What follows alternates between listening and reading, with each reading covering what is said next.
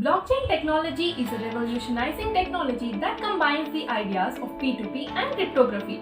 It is on the basis of this technology that we have so many global decentralized currencies such as Bitcoin and Ethereum. Welcome to Odin School and this 5-part tutorial series on blockchain and smart contract architecture. By the end of this session, you will have a clear understanding of what is blockchain technology, what are its components, what is Bitcoin and how cryptocurrencies work, and what is also crypto mining, and finally Ethereum and smart contracts. You can even follow along and code your very first smart contract and see it in action. Well, if all of this excites you and don't want to miss out on our future tutorials, then hit the bell icon and don't forget to subscribe to Odin School YouTube channel. To watch the full tutorial series on blockchain for beginners, please click on the link below. Hello everyone. So today we are going to discuss about blockchain and smart contracts architecture. So in this, today we are going to discuss about properties of blockchain. So before we enter into the blockchain and smart contracts architecture, let us first question one simple thing. What is that? That is, why do we need to learn blockchain? So I would just say it in one single line, that why do we need to learn blockchain technology is because we need to consider one important aspect here. And what is that important aspect? That is data. Data these days is an asset.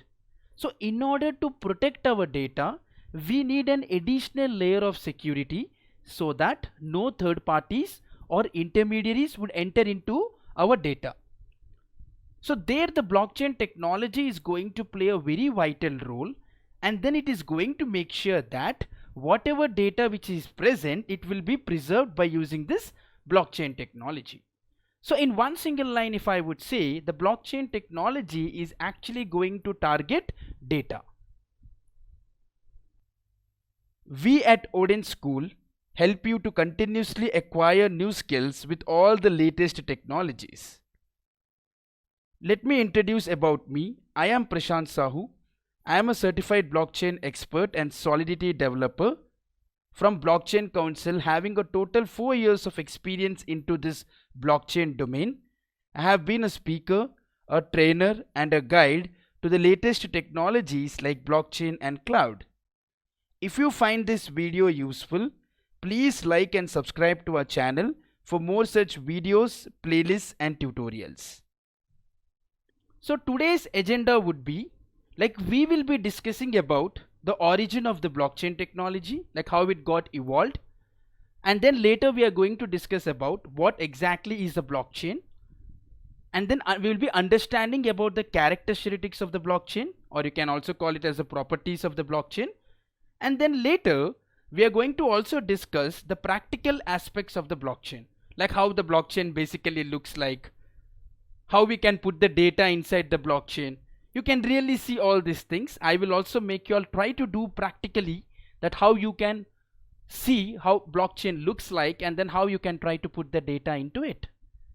So before we enter into our presentation, that is to our actual content, like what exactly is a blockchain, let me give you a clear introduction or a clear understanding that how the blockchain got actually originated, because that is one of the important thing which actually everybody needs to understand here.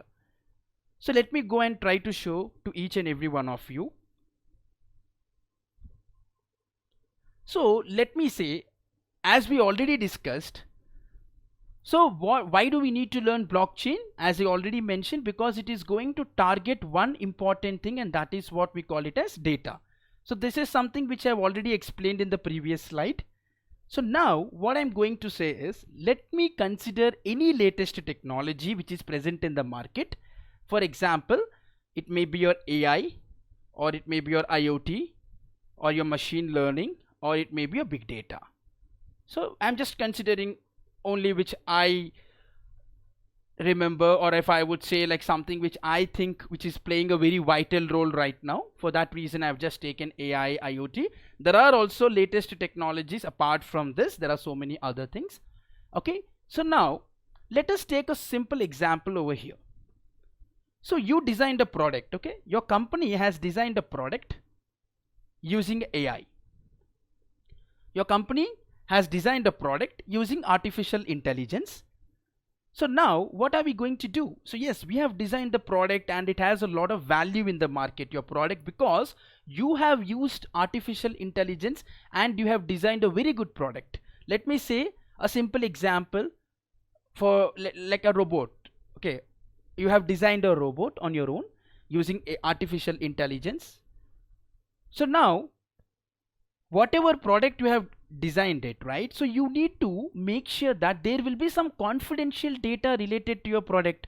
Every company has this, and every organization also have certain confidential information which is related to that specified product.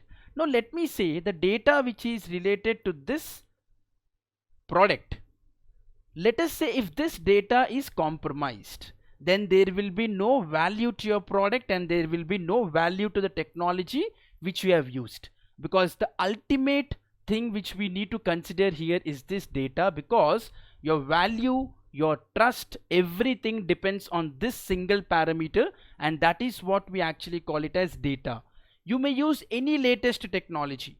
It may be AI, IoT, machine learning or big data. You can take anything, any latest technology, and you can design your product.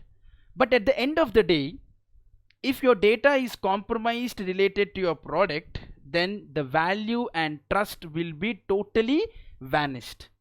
So you need to make sure that in order to preserve your company's value and integrity, so you need to make sure that along with your product, your data is also in a safe and a secure place. So that is where your blockchain technology is gonna take care, saying that, hey guys, don't worry. If you want your data to put it in a preserved layer, I am here. So blockchain then comes up and says that whatever data which is present, I am going to provide an additional layer of security. So that's what we call it as blockchain technology. So for that reason, you may also see many times your AI getting integrated with your blockchain, your IoT getting integrated with your blockchain, machine learning in the same way, big data. They are trying to integrate it with the blockchain. The reason is, at the end of the day, if your data is not present in a secure way, then there is no point, whatever business you are trying to do. So ultimately, you have to come to this technology in order to make sure that you preserve your data. So that such is the importance of this technology. So now I hope everybody have understood it clearly, that where the blockchain technology is going to fit and how the other technologies are trying to use this latest technology, blockchain, and then they are trying to secure their data. I hope everybody would be clear with the concept what I have explained it right now. So now the next question would be, is blockchain really going to sustain? This is one of the common question would everybody would everybody have it in your mind, thinking that I am listening these days a lot about blockchain. So is it really a buzzword, or is it really having such a potentiality? So I hope now everybody would have understood that yes, it is having a potentiality. It is not a hype. It is really having a lot of potentiality in the market. For that reason, it is having a lot of value.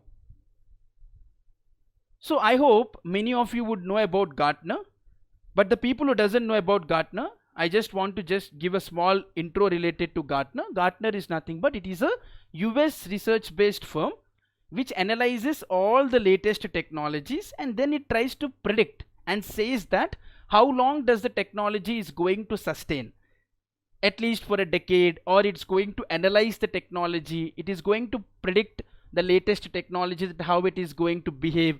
It is going to generate the reports related to the latest technologies. So there we came to know about one important parameter. Let us see what is that. Let me just show you that what it is.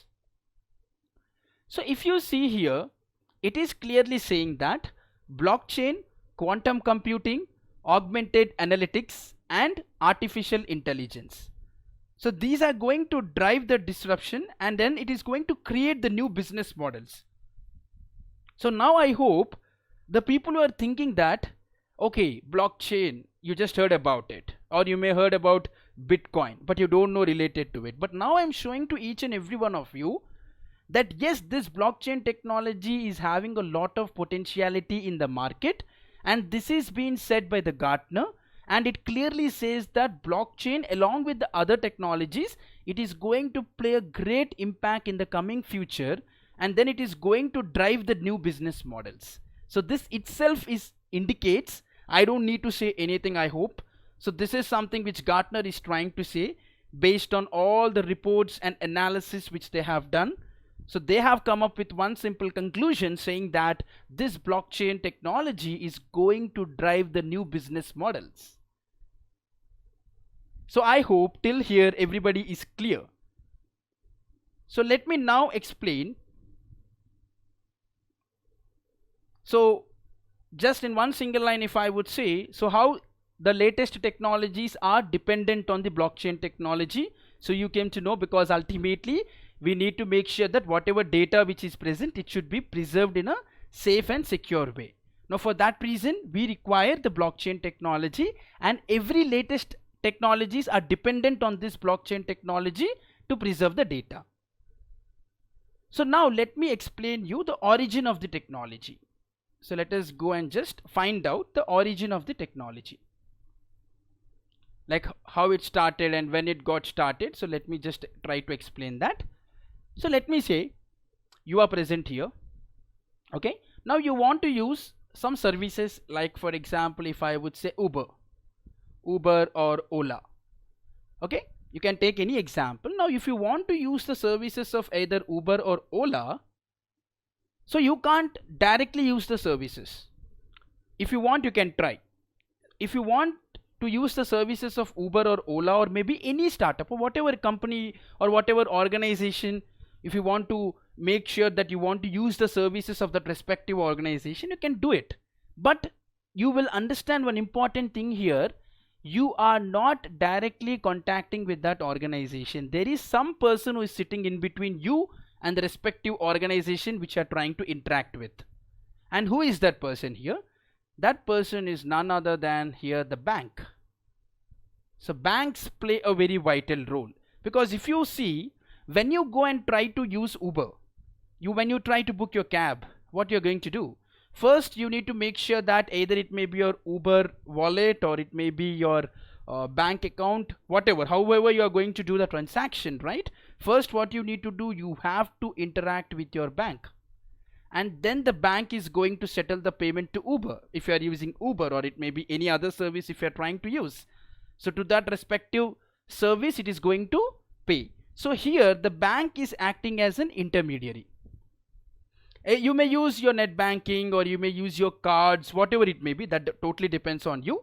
But the point here is, your bank acts as an intermediary. This is going to play a very vital role here, and even today the banks are playing a vital role. So we are trusting on the banks.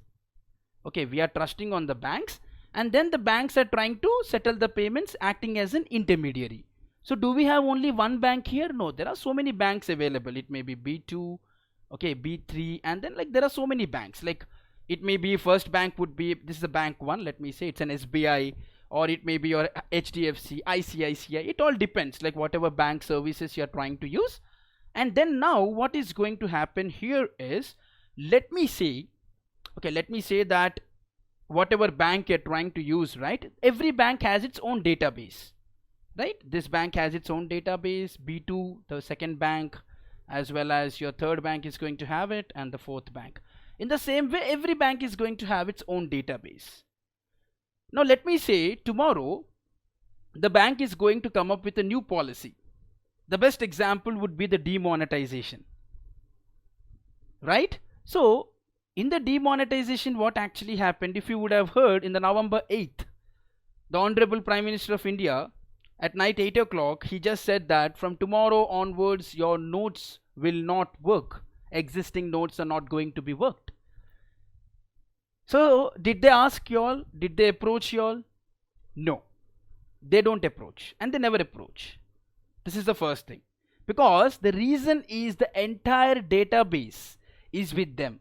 Let me say, if you are person who is having an account in SBI, SBI is going to have all your details in its database. So they are the owner for this database. You understand, right? They are the owners for your database. Now in the same way, what is going to happen is, let me say bank comes up with again a different policy saying that if the users who are not having a minimum balance of 3000, they need to pay a penalty of 500 rupees. These are all and rough values. Please don't take it into consideration that these are real values. These are all assumptions. Okay, I'm just giving an assuming value. I'm just trying to say that it is 500. There is no, I don't know whether there is such policy or not, but these are all just rough assumptions which I'm trying to provide it to each and every one of you. So let me say that if you don't have a minimum balance, you need to pay a certain amount of fine.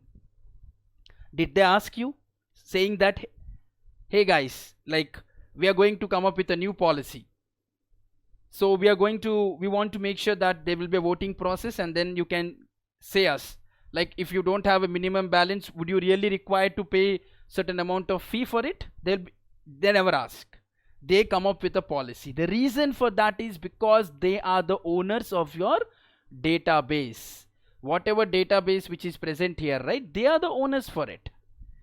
Now that means what is actually happening here is, like, the trust which is present here, right, we are trusting all these intermediaries in the process. It may be your bank 1, bank 2, bank 3, whatever bank services you are trying to use, these are all our intermediaries over here. So now in the year 2008,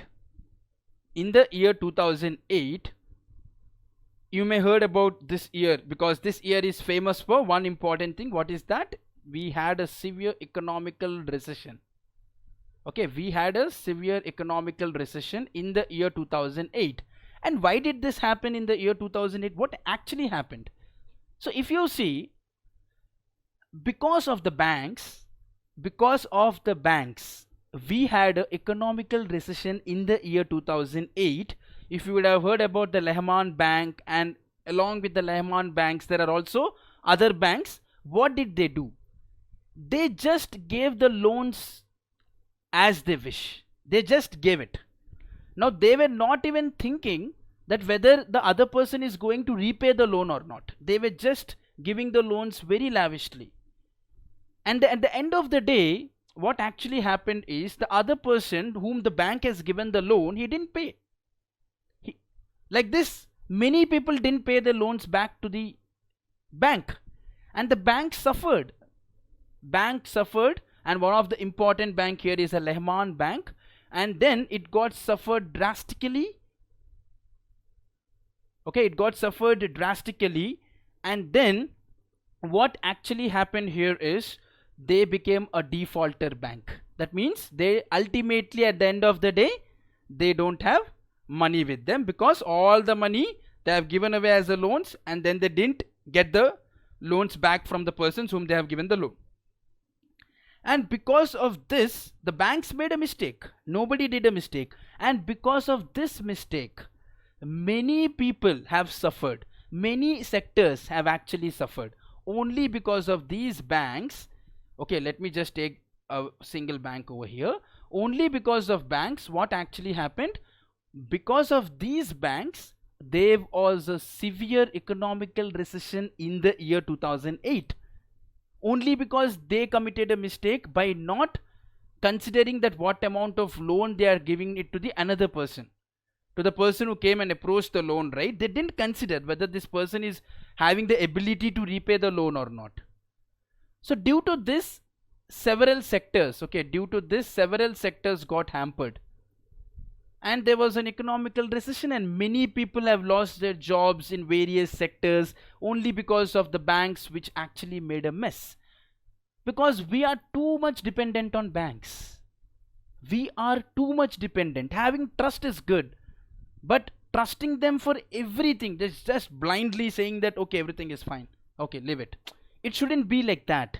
So due to that, in the year 2008 there was a severe economical recession, and due to that, what actually happened? Who made this mess? It's the banks which made the mess. It's very clear. Then one person came up. In which year? In the same year, in the year 2008 itself, there was one person who came up and said that, hey, why are we so much dependent on banks? When banks made a mess, again in the year 2009 and 2010, do you really want to go ahead with the same banks, same methodology? Because of them, we have faced a lot of issues because of the small mistake what they have done. And due to that, the entire world got hampered. So that person said that, let me just explain you that very clearly right now. So that person actually said, so let me say this is the person, he came up in the year 2008, and this person said that, hey guys, we don't need to use any banks. Let us say we can go to P2P. We can use directly P2P. Now what is this P2P? Suddenly this person comes up in the year 2008, where from the existing from so many years, people used to follow banks. And this person comes up suddenly in the year 2008 and he's trying to say, hey guys, we'll use P2P. Now what is this P2P? Many people got confused. So now P2P means it is, for example, if I would say P means it is peer. And here this is peer. It's peer to peer. Now what is this peer to peer? For example, if I would say there is a person over here and there is another person. Now generally what happens, traditionally I'm trying to say, if you want to do the transaction to this person, okay, this is a person A and this is a person B. Now if you want to do the transaction to person B, how would you do? Traditionally I'm trying to say, so you will start initiating your transaction.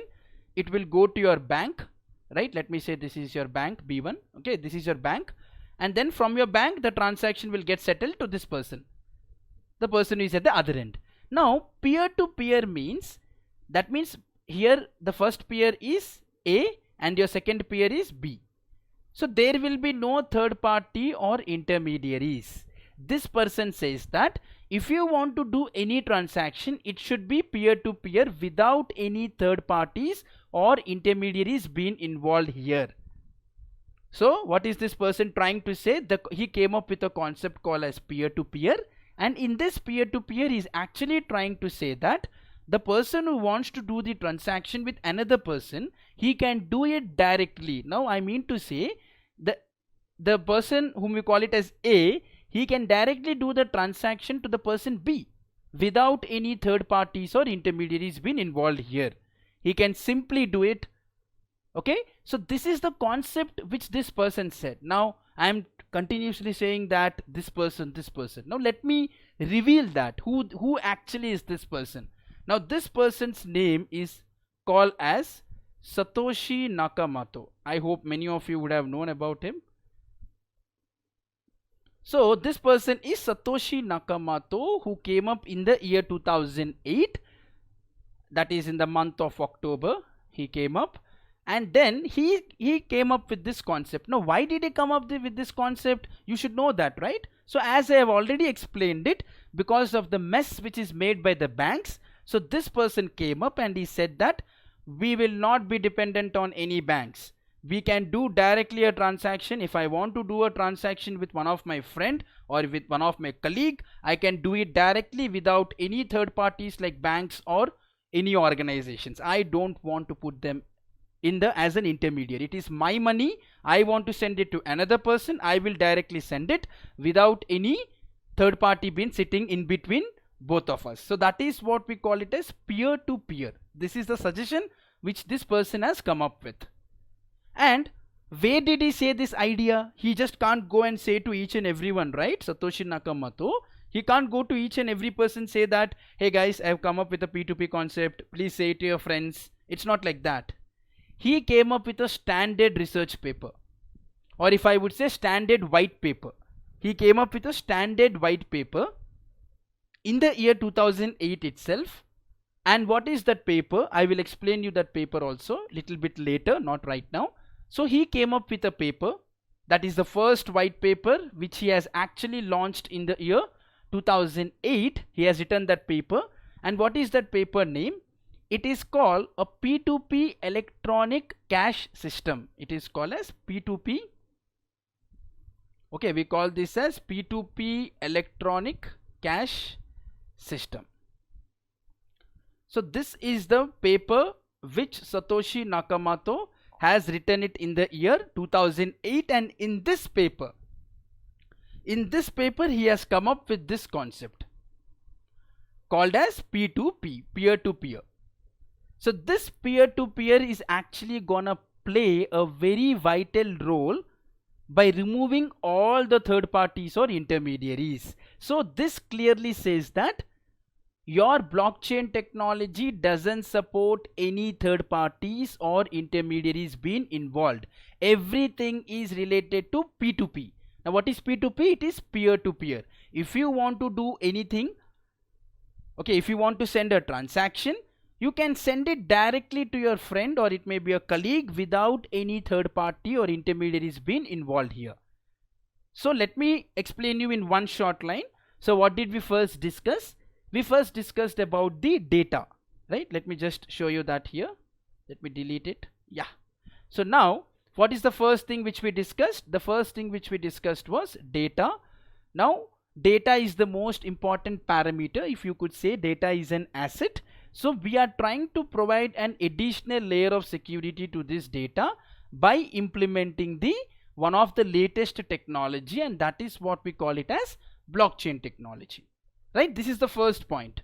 So if you use any latest technologies, you can try to integrate it with the blockchain technology. So then later we discussed about one more important parameter. Now what is that? As I already explained, that blockchain is going to have a lot of scope and it is going to drive the new business models. So we got the info from the Gartner. The people who don't know about Gartner, it is a US research based firm which tries to predict all the latest technologies, and then it is going to give the proper review related to about all the latest technologies. Then we discussed about the origin of the technology. Now how the origin has happened, if you remember that, because in the year 2008 there was a severe economical recession which was happened due to the banks which actually made a mess. And then later you came to know that a P2P concept, that is peer to peer, which was discovered by whom? It was done by Satoshi. We can just simply call him Satoshi. I don't want to mention the entire name, but his entire name is Satoshi Nakamoto. Okay, so you can just simply call Satoshi. So Satoshi came up with a new idea, and how he distributed this idea with the help of a white paper. Now I am going to share that white paper also when we go further. So white paper is the, what is the name of the white paper? It is a P2P, that is peer to peer electronic cash system. So till now we have discussed related to what exactly is blockchain, how it is going to play a vital role, what is its origin and why it has originated, and then how Satoshi came up with a new idea called as peer to peer, and what is his white paper, right? So this is what we have covered till now. Now let me go ahead and now I can explain you like what exactly is blockchain. So let us go back to a presentation. Now let us discuss about what is blockchain, right? So now if I would see that what exactly is blockchain, so it is saying that a blockchain is a continuously growing list of records. There is one standard definition which is been written.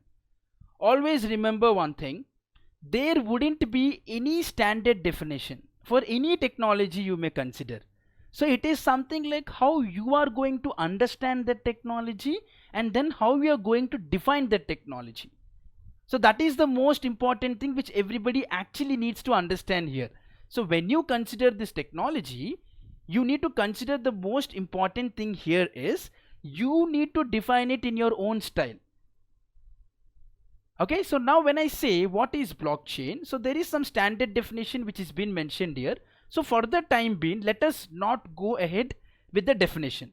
First, let me explain you that what are blocks, what is present inside it. Then we are going to come and then let us review this definition, that whether it is the right one or not, or whether do we need to do any changes. So let me go to the next slide and explain you all. Yes. So now let me explain you here itself, so it will give you a clear understanding. So now what I'm trying to say here, if you see there are certain block numbers like block 1, block 2 and then block 3, right? They will be in the series like this, there will be n number of blocks. For the time being, there are around some millions of blocks available for the time being. Okay, so now this is what we call block number 1, 2 and 3. These are block numbers. So this block numbers is arranged in a chronological pattern. Now what does this mean when I say that all the blocks are arranged in a chronological pattern? Now what does this indicate? It indicates that, let me say, some people may think that, can I fit this third block in between 1 and 2? You may think this, in between 1 and 2, can I fit my third block? Then I would say this is absolutely a wrong concept, because blockchain doesn't support it. It says that all the blocks should be arranged in a chronological pattern. You just can't place your blocks whenever or wherever you require. You just can't try to put it up. You have to follow a sequential pattern, and that is what we call it as a chronological pattern here. So I hope everybody is clear till here. So this is your block number, right? Now these are your blocks. This is the first block, your second block, and then this is the third block. Okay, now let me go ahead with, there are some 3 important parameters here. One is your data, previous hash and hash. Forget about what is this hash and everything. Let me say you one common thing. Okay, so when I ask you, let me say, when I ask each and every one of you, how do you identify as a unique person when compared to others? So you may say that my skill sets, some people may say my Aadhaar number is different when compared to others. Yeah, these are all good. But if I would say your fingerprint is something which makes it unique when compared to others. Let me say, if there are 2 persons and if they want to show that they are really unique, then their fingerprints will actually play a very vital role, saying that both of them are unique persons. So in the same way, like how each and every one of us have a unique fingerprint, right? It is a unique identification for us. In the same way, every block has its own unique identification, and that is what we actually call it as hash. Like how we have a fingerprint, every block is actually having its own fingerprint, and that's what we call it as the hash. So let me say if somebody asks, can you elaborate like what exactly is the hash? Then we should not say hash is nothing but it is a fingerprint. No, it is just for your understanding. Actually, I'm trying to say that it is almost, you can correlate that to your fingerprint. Like how you have your fingerprint as a unique identification, in the same way every block is actually going to have a unique identification, and that is actually what we call it as hash. Hash is a unique identification for each and every block. So I hope this is very clear to everyone. So hash is nothing but it is a unique identification for each and every block. So now let me explain one more important thing. Now why do we call it as a blockchain? Simply we can see here blocks present, right? But why do we call it as blockchain? We can say block technology, right? Why do we need to call it as blockchain technology? Yes, there is a significance for it. When you take a normal chain, now what is the significance of a normal chain? So you see that every link is interlinked. Now let me say if you want to break that chain, it is very difficult. The reason is all the links are interlinked. Let us say if you try to break it also, you can find out like where the link has been broken. So here also it's the same mechanism. Now here each and every block is also interlinked in the form of a chain pattern. Now how these are interlinked? Here if you see, there is something called as previous hash. Now let me explain you what is this hash and previous hash. Okay, so here there is something called as, this is your hash. Now forget about what is hash. I will explain that in the next slide in detail, like what is a hash. But for the time being, what you need to understand is hash is nothing but it is a unique identification for each and every block. Okay, so now when I am trying to consider this hash here, whatever hash which is present here, right? Now this hash will be present in the third block as a previous hash, and then again the third block is going to have its own hash. Now let me say if I want to go with the fourth block, okay, let me say if I want to go with the fourth block, now in the fourth block also we are going to have the previous hash and as well as its own hash. Now what is this hash? It is going to be a unique identification to the respective fourth block. But in the previous hash, what we are going to have? So we are going to have here whatever third block's hash which is present here, right? This hash will sit here, right? This hash is gonna be sit here as a previous hash. So that means what it is trying to say, it is linked in the backward direction, right? It is linked in the backward direction. If you could see here, this is your hash. Now when the fourth block gets generated, right, then the fourth block is going to have its own hash along with the previous hash. And what is the previous hash here? That is nothing but your third block's hash will become the fourth block's previous hash. So that is one of the important thing which we need to understand. So when we go to second block again, so the same mechanism is happening here. As I already said, it is linked in the backward direction. See here. Now whatever second block's hash which is present, the third block's previous hash will be the second block's hash, that is this one. So if you see, this hash is nothing but the third block's previous hash. So now if you go to your first block, what is the hash here? This is the one. So now this becomes the second block's previous hash, if you could see here. But there is one more important thing which we need to observe here. If you see the first block, the previous hash is 0 here. I hope till now many people would have got the answer, like why it is 0 here. Because it is simple. The reason is there are no blocks before the block number 1. There are no blocks before the block number 1. Then how would it get a previous hash? So every first block inside that respective blockchain is actually having a previous hash. Default it is 0 because it doesn't have any blocks prior to it. So it doesn't have any. So when there is nothing, then how would it get a previous hash? So it is by default 0, and this happens only to the first block inside the blockchain. And then later everybody will have its own hash, and then that hash will become the previous hash.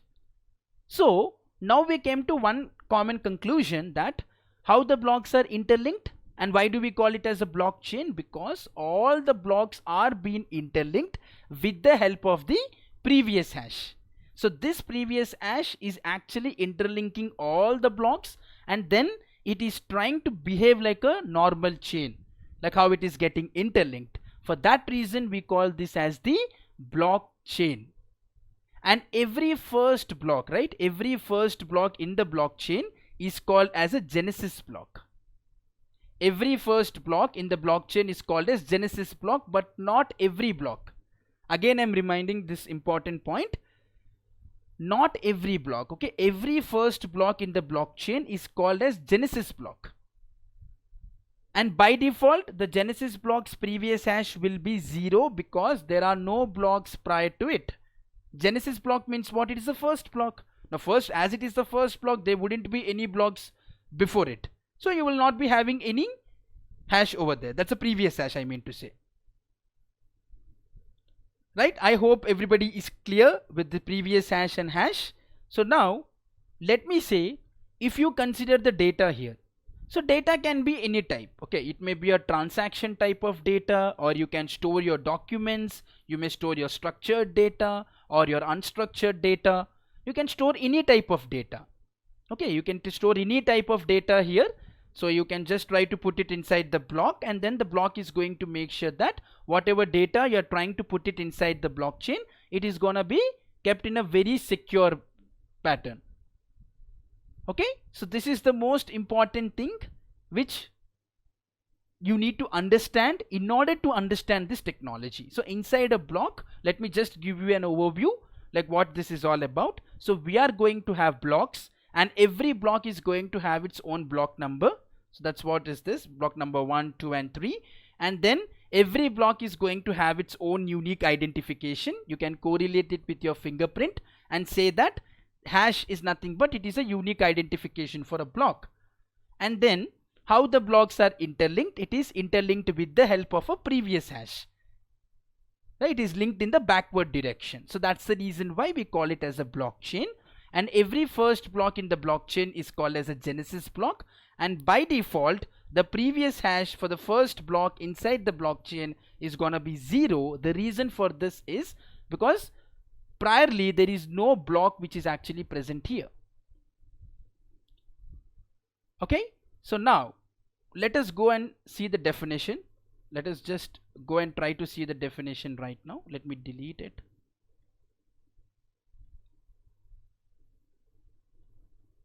Okay, so before entering into the properties of SHA-256 algorithm, so now we can just see the definition, what it is trying to say.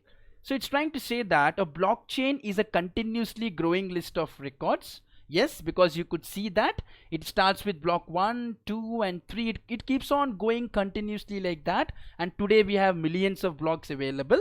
Okay, a blockchain is a continuously growing list of records called blocks. So let me just take a pen and then give you a clear understanding. So it's a continuously growing list of records, right, which are called blocks. Now if you could see here, as I already explained, so these are your blocks which are having some chains. So these are continuously growing list of blocks, 1, 2, 3, like that. It keeps on going, which are linked. Okay, which are linked. So this is the linking part, and then they are being secured using what? Cryptography. Now what is this cryptography? That is nothing but we call it as the hash.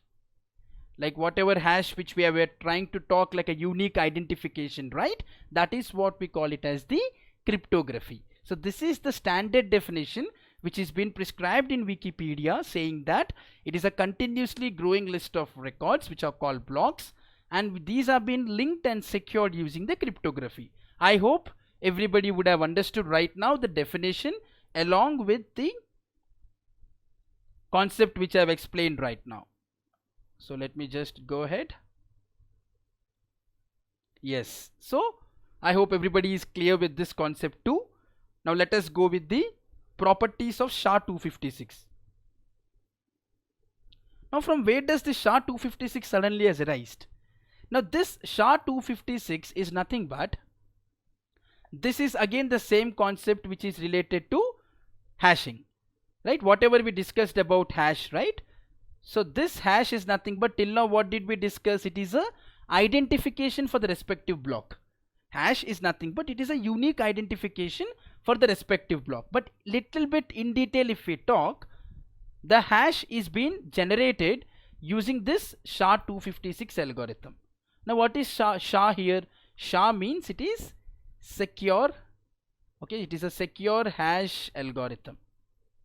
So we call it as secure hash algorithm, and this is your 256 is your 256 bit. So your hash gets generated using this SHA-256 algorithm, that is secure hash algorithm 256 bit. Now how do you identify that whether it is the hash or not? So you can identify that whether it is the hash or not based on the hexadecimal pattern. Based on hexadecimal pattern. The people who don't know about the hexadecimal pattern, it consists of numbers 0 to 9 and A to F alphabets. So if you see the numbers in the range of 0 to 9 and the alphabets in the range of A to F, then you can determine it saying that it is the hash. If not, that is not a hash. Now let me say there is a document here. Now this document is having a something over here. Now what is this?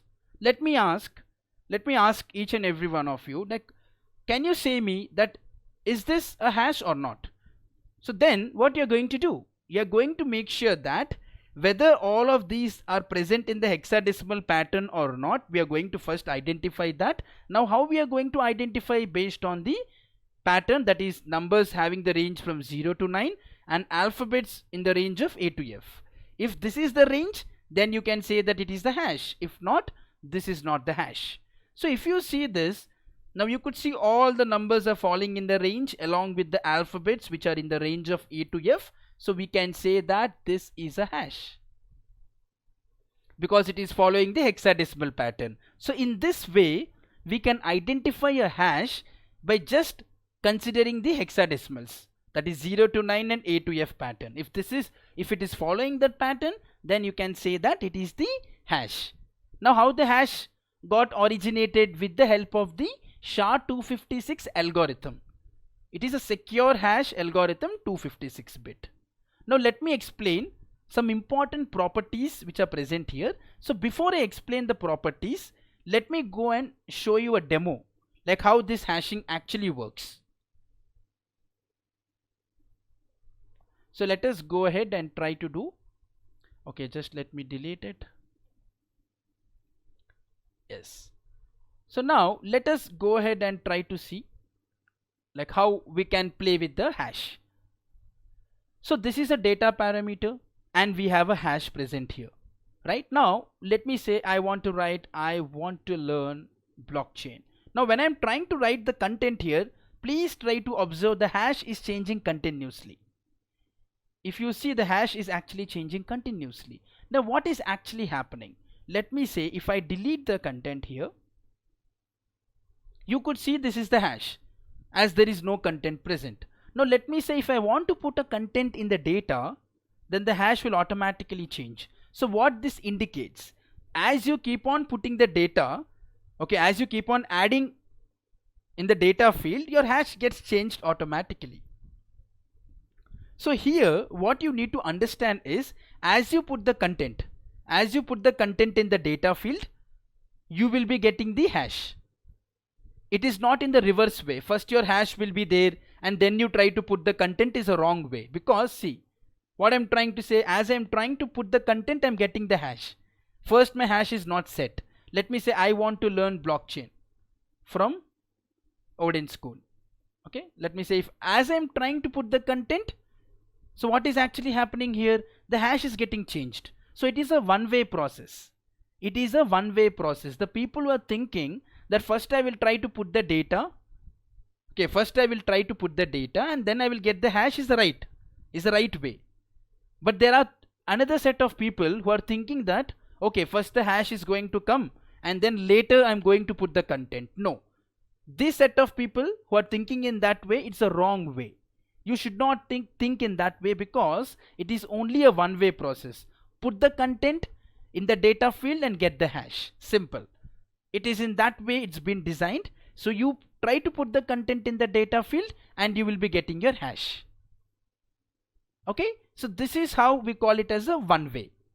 Now for example, if I want to say that I will just delete the entire content from here. Now if I delete the content, will the hash be the same? No, it is not going to be the same, because the content is removed. Let me say I have removed it. Now you could see that the hash which is present here is not the same, because the content is not present. Now let me say if I try to put the content again, now my hash is starting with something called as 63E8C, something like this, right? Now if I delete this again and try to paste it again, so again I'm getting the same hash. So what I want to say here is, it is deterministic. It is deterministic means whatever content which is present there in the data field, for that there will always be a dedicated hash. Whenever you want to put I want to learn blockchain from Odin School or from Odin, so it indicates that, it clearly indicates that the hash which is present here, right, it is a dedicated hash for the data field which is present there. Until and unless you don't change the content, your hash will be the same here. Okay, whatever content which you are going to change, then only your hash is going to be changed. Now for example, if I would say I want to add some school here, see now the hash is not the same. Now let me say if I remove it, so again the hash became the same. So that's what I'm trying to say. If you change the content, then the hash will change, but if you put the same content, you will get the same hash. That is what we call deterministic. Now let me say if I remove even a single parameter, your hash gets changed drastically. Your hash will change drastically to make sure that no hacker would actually try to find out the pattern. Because hackers, if they find out the pattern, they can enter into the network very easily. In order to make sure that nobody would try to find out the pattern, what we actually try to do here is, we make sure that if you do a small change, it is going to provide you a disastrous result, so as to make sure that nobody would try to find out the pattern, because that is one of the important thing which we need to consider. Okay, so this is all related to hashing part. So let me show you even how the block looks like. So let me just go to block and show you. So this is your block number, which I have already discussed in the presentation. If you would have remembered, you would have seen there I explained some important parameters. One is your block number. We didn't discuss about the nonce. Let me discuss that part, and then the data field, and then the hash part. Okay, so now what is this nonce? Nonce is nothing but it is a mining key. Okay, nonce is nothing but it is simply like a key. For example, now if you work in your organization, or if you are a student in your university or a college, or if you are working in a university or a college, everybody will be assigned one ID, right? One ID number. Now that ID number will have all the details related to you only. Let me say if 1101, this ID belongs to Prashant, then that ID will always belong to Prashant until and unless that person is working in the respective organization, right? So let me say, now this is something related to that. Nonce is nothing but it is a key. Now for the empty parameter, see, for the empty field, this is the key, 72608 is the key, and for that this is the hash. Now let me say if I want to change some content here. Okay, let me say I want to put the same content, like I want to learn blockchain from Odin. Now if you see here, the block got turned into red color. It used to be green, but suddenly it got turned into red. Now can anybody say that why it turned into red? Yes. Why it has turned into red is, you need to answer yourself, okay, that why it is actually has turned into a red color. So the reason here is, whatever key which we had before, right, that was for empty. There was nothing. But when I put the content, it is saying that this key is not matching with whatever content you have kept. For that reason it turned into red. Now let me click on this mine button. When I click on this mine button, right, then this key will change, and then it gets adjusted to whatever data you have written, and then the hash will automatically gets changed. Then automatically whatever hash which is present, right, that hash will get changed. So let us see that change. Okay, let me click on the mine button and see that your nonce got changed. It got changed to 860. So that is nothing but it is your key. Okay, so now again, for example, if I say I want to add something called as Odin School, I want to learn blockchain from Odin School, for example. Now what I'm going to do, for now again the same thing happened. Now what exactly happened? So this 860 was only for Odin, okay, till here only. See, if I put it till here, it is again turned into green color. But let me say if I change the content now, for example, let me say I will just try to put the only school. I don't want to replicate the same content again. So here, now this 860, the key which is present, right, it is not matching with whatever content I have written, because this 860 was only to I want to learn blockchain from Odin. Now I added one more parameter to that, that is a school. Now let me click on the mine button again. So internally it takes little time, but ultimately it is gonna give us the output here. Now for this it is 52033. That's the key for I want to learn blockchain from Odin School, and this key is interdependent on your hash. So based on your key which gets changed, your hash also will change automatically based on the content which you are going to put it in the data. So I hope now you would have got a clear understanding that what I have actually tried to explain. So whatever content we are going to put it inside the data field, whatever content we are going to put it inside the data field, related to that content we are going to get the hash. And then you have seen in the block also like what is going to happen. So once you change the content here, then automatically your key is not going to match. That's what we call it as a nonce. And then again you need to click on the mine to search the appropriate key, to search an appropriate key to whatever content you have kept in the data field. And this key is interdependent on your hash. Okay, so I hope everybody would be clear with this concept. Now let me go back to my presentation. So here in the presentation, now everything would be clear as I have already explained it in the demo part. Let me again give you a small overview here. What is one way? As I already said it in the demo, one way means it is first you put the document here. This is your document or data. Let me say your data. So you put your data and you get your hash. If you observed in the demo, what did I do? First I wrote the demo I mean to say, first I wrote the data and then I got the hash.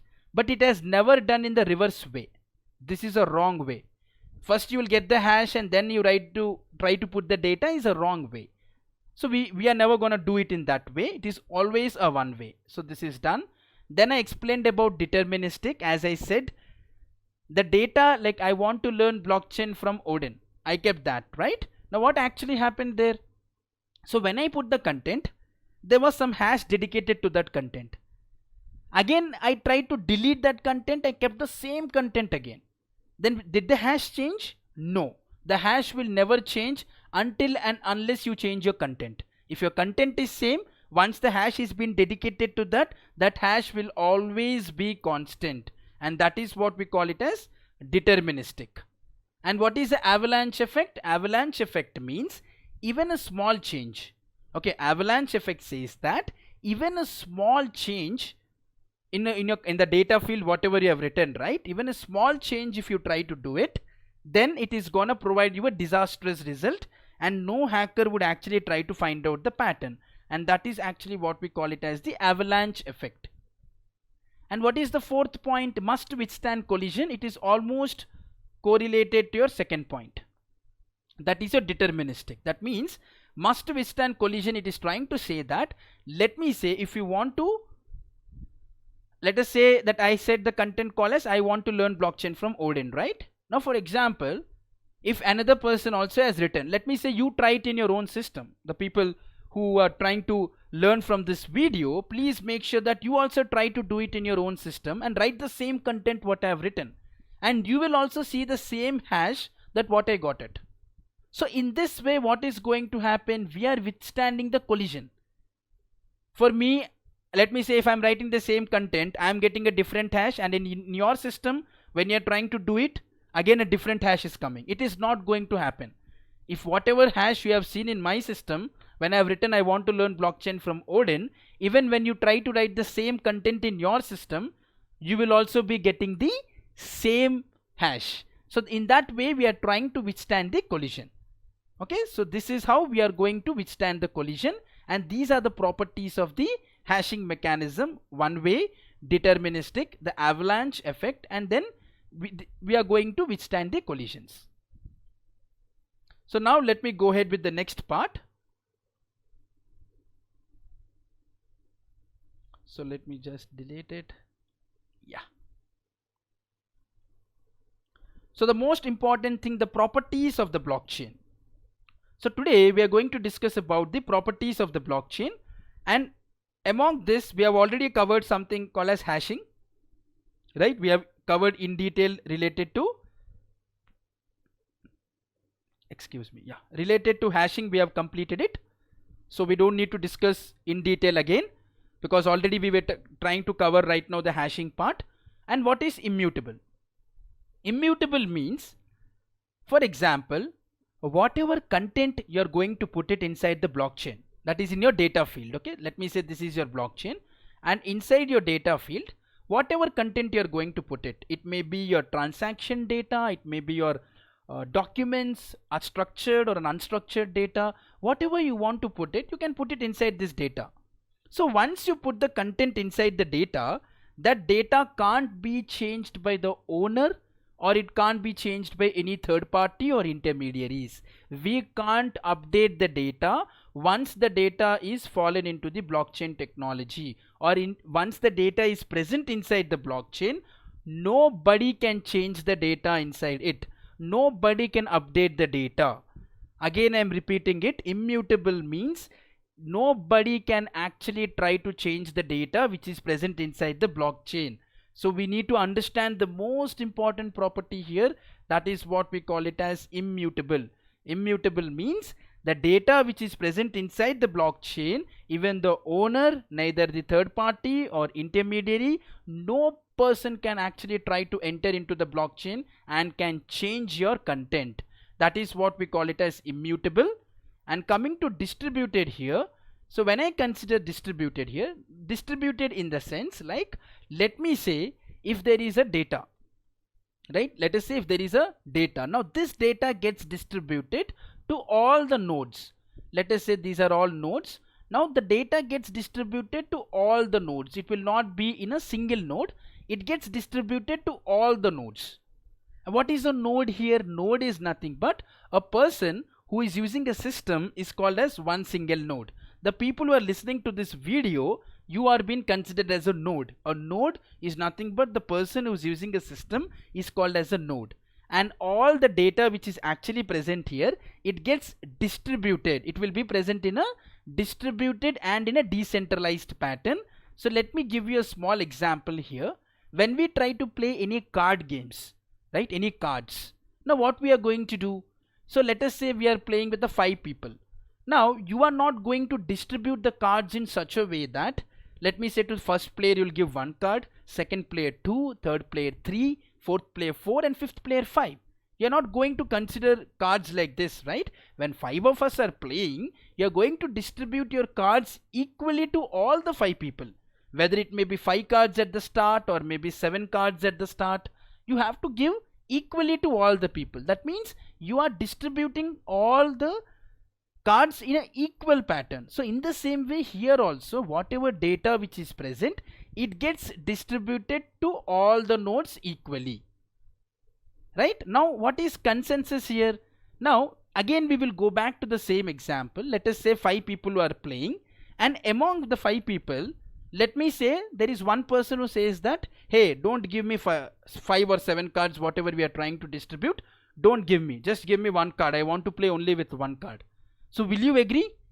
Will you? Nobody will agree, because 4 of the people, let us say 5 people are playing, 4 people are saying that we will go with the 7 cards at the start, and only one guy is saying that no, we will go with the 1 card. Will you agree with him? No, right? Because 4 of them are majority. So understanding, there should be a common understanding between all the players who are actually trying to play, because as all the 5 people are accepting, saying that okay, distribute 5 cards at the start or distribute 7 cards at the start, so that indicates that okay, all of you are in one common understanding, and that is what we call it as consensus. Consensus means it is nothing but understanding, okay, having a proper understanding in order to play the game, so that all of you can have 5 cards or 7 cards based on whatever rule you are going to fix it. Okay, so here also the data which is getting distributed to all the nodes, right? Now these nodes need to accept the data. If they are not accepting the data, then what is the point?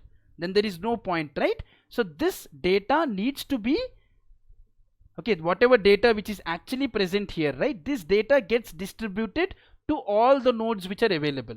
Now when the nodes are accepting, because of the consensus mechanism, using this consensus mechanism, all the nodes are in one single understanding, and then they are trying to accept the data.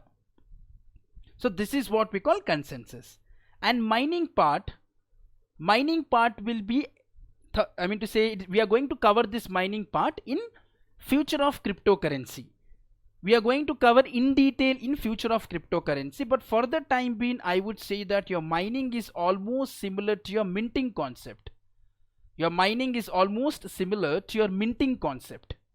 So in the minting concept, what happens, like RBI does a minting of the currencies, right? In the same way, if you want to mine cryptocurrency, it may be any cryptocurrency. It may be a Bitcoin, Ethereum, Litecoin. If you want to bring that cryptocurrency out, you have to go with this mining process.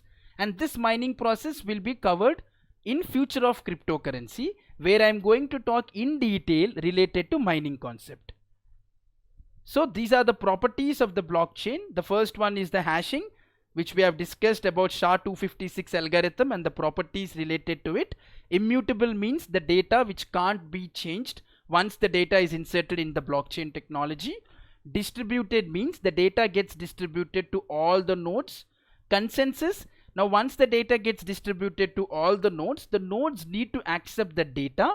So that is where the consensus will come into the picture. It is all about understanding between all the nodes to accept the data. The best example I have given is playing a cards game, and then mining will be explained in the future of cryptocurrencies. And then for the time being, I have given a clear insight. It is almost similar to your minting, like how RBI generates our currencies. In the same way, to generate the cryptocurrencies, you have to do mining process. It may be a Bitcoin, Ethereum or Litecoin, any cryptocurrency you can consider.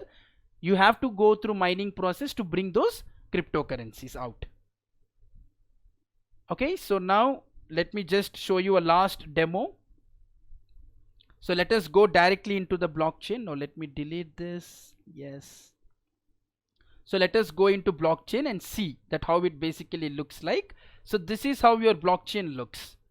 Now, if you could see here, as I already explained it in the previous, like in the previous slides, I have already mentioned like how basically the blocks look like. So it's the same.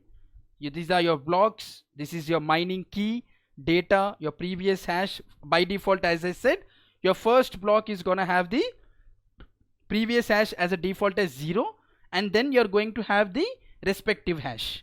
So this is what I have explained already in a diagrammatical pattern. Let me just again explain you all. So here, this is your previous hash, right? And then this is your hash. Now this hash will become the second block's previous hash, if you could see here. Okay, and then again second block is going to have its own hash. When you go to third block, it's again the same. If you could see the same mechanism. Let me click on mouse. Yeah, see, it's the same everywhere. If you could just see it. So now let me just click some data here. So let me first delete it. Yeah. So now let me just write something here. The same content, let me put it here. Now see, everything has turned into red. Now why it suddenly has happened this? Like why it turned into red? Because here the important thing which we actually need to understand is, as I already said, when I considered only single block, I said whatever content we are going to put it in data, this key is not going to be matched with this content which we have kept here. So now in order to make sure that this key matches, we need to go and click on the mine button. So then the hash changes, but this is happening for the only one block, right? But why the rest of the blocks are turned into red? I'm not understanding that. People may think why this is happening. So I would say that because all the blocks are interlinked with the help of the previous hash. That means once you put the content here, so your previous hash got changed, and due to that all the blocks are being hampered. So now let me just click on mine here. So when I click on mine, so again it is going to make sure that right hash has come up. So you have to mine all the blocks. So what do I mean to say? If the hacker hacks this block, he has to hack all the blocks, not only this block. He has to hack all the blocks to become a successful hacker. Now see how much difficult it is to make sure that the hacker can successfully hack it, and then he can become a successful hacker and then crack this technology. It's very difficult. See, sometimes it takes a lot of time to get the right key. See, if you could see, this is taking a little bit of time to make sure that the correct key would come up. And even here when I click on the mine button, so now everything is appropriate. Now again let me say I want to disturb the third block. Okay, again I'll try to put the same content here. Now see, now these blocks are being hampered after 3, 4 and 5, and rest of the blocks are fine because this third block's hash is been interlinked with the fourth block, and then again the fourth block is interlinked with the fifth block. So that's the reason now from now on, from number 3, number 4 and number 5 blocks got hampered. So again if you want to change it, you need to click on the mine button to make sure that your mining key changes. That is nothing but it is your nonce. So let me again change it. So here in this way we can actually try to play with your blockchain. So this is your andersbrownworth.com. So you can just go there and try to play with this blockchain demo. So we have covered about the hash and then block and then the blockchain, right? This is for hashing mechanism and this is for a single block, and these are for the set of blocks. Blockchain is, it's a set of blocks where we can play with all the blocks. Okay, so let me just go back to a presentation. So properties of the blockchain, we have covered it clearly. Now let me go ahead and see. Yes, let us recap like what we have done till now. So the very first thing what we have covered here is, let me just enable my pen. Yeah, so what is the first thing did we do? We understood the entire origin and why the blockchain is important, and then later we discussed about what is blockchain. I have shown it in the form of a diagrammatical pattern. Okay, and then later So let me just explain it in the form of a slides. So I think that would be benefited. Okay, so so what is the first thing which we discussed here? So what is blockchain, and then later we discussed about the blocks in a diagrammatical pattern, and then later I explained about this in a practical manner too, right? In the practical manner also I've explained it thoroughly, that how basically it looks like. And then later we discussed about the properties of SHA-256 algorithm, and based on the hexadecimal pattern we can actually try to find out like what is that, whether it is the hash or not. And then the properties of the blockchain we have covered it thoroughly: hashing, immutable, distributed, consensus, and then mining. So this is how we have covered all the topics. And related to demo part, I've already cleared it, saying that you can go to andersbrownworth.com and you can play with your hash, block, and then your blockchain. Okay, so that whatever I've explained it, you can just do the same, and then you can do it on your own. Like you can just try to play with this tool. So in this way we have covered all the properties, characteristics, blockchain, origin part, and then we have also have a look into demo part. So if you like the video, okay, if you have liked the video, like whatever content I have actually tried to explain, then please do go and click on like button, and please share it with your friends. And this, if you felt that I have explained it in a better way and everybody of you would have understood it in a right way, then it is only because of the Odin School. So please go and try to subscribe on the Odin School. Thank you. Have a great day.